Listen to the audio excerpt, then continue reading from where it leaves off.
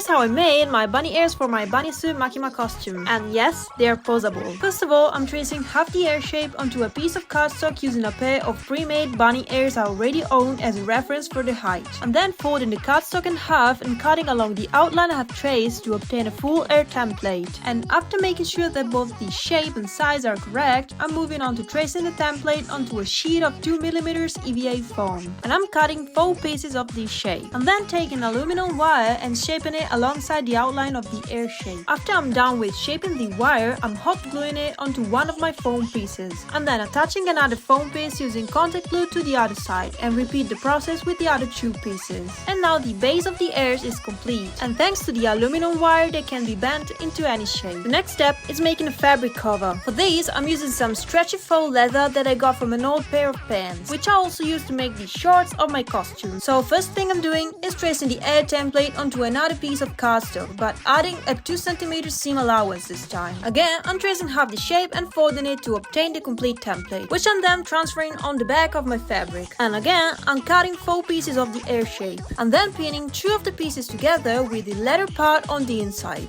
And now, time to go to the sewing machine. To sew this kind of fabric, I'm using a triple stitch to keep this stretch. And I think a leather needle would be needed for this, but I only had a jeans needle which did the job regardless. So yeah, here I'm just sewing my fabric 2 cm away from the outline. And as you can see, I also traced the corner at the tip of the ear and went much slower there as I found it more difficult to be precise in the spot. And once I'm done sewing, I'm trimming off the excess fabric as close to the stitches as possible, in order to obtain a cleaner result once I put the fabric cover on my foam ear base. And once again, I repeat the same process for the other 2 pieces as well. And now that I got both of my fabric covers done, I'm turning them inside out. And the next step is inserting the foam base into the fabric cover. And the last step is putting them onto a headband to make them wearable. To do this, I'm wrapping the left out wire around the headband, making it extra tight with the help of some pliers. I'm then hot gluing and wrapping the excess fabric around the wire to cover it.